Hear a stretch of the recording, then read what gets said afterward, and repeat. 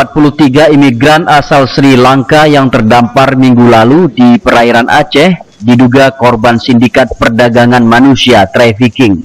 Terkuaknya dugaan perdagangan manusia ini dikarenakan kecurigaan awal karena keberangkatan mereka ke luar negeri untuk mencari kerja dan mengubah nasib tak dilengkapi dokumen yang sah dari keimigrasian Sri Lanka.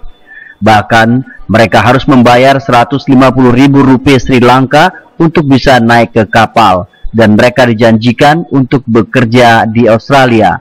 Namun sayangnya harapan itu kandas bersama dengan kapal yang mereka tumpangi yang kini bersandar di bibir pantai Lunga Aceh Besar karena mengalami kerusakan mesin. Pembayaran sejumlah uang jasa tersebut jika dikonversikan ke dalam mata uang Indonesia mencapai Rp13.500.000 per jiwa. Pembayaran dilakukan langsung melalui salah seorang agen. Hingga saat ini keberadaan agen tersebut yang menjanjikan untuk memberikan pekerjaan di benua Australia tidak jelas lagi rimbanya. Dan komunikasi para imigran dengan agen terputus sejak mereka dari Sri Lanka dan terdampar di perairan Indonesia.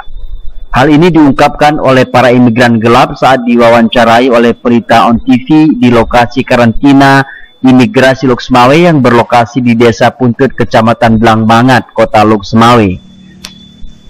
Mono, salah seorang imigran yang dijumpai Pelita On TV, mengatakan bahwa keputusan mereka meninggalkan negaranya disebabkan sulitnya pekerjaan di sana dan untuk mendapatkan upah yang layak juga sangat sulit di Sri Lanka. Para imigran gelap ini bertekad akan tetap pergi ke Australia dan tidak mau kembali ke Sri Lanka lagi. How much do you pay for the one person? One person on the other person. 150,000 rupee. You pay to the agency. Yeah, you pay to the agency. They promise to you at Australia. And looking for job at Australia for you. Yeah. Do you know where he is right now? Do you have communication with him? No, with agency? No communication right now.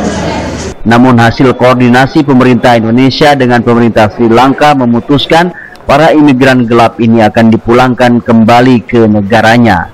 Dari Lok Semawe, Denny Muhtadi melaporkan.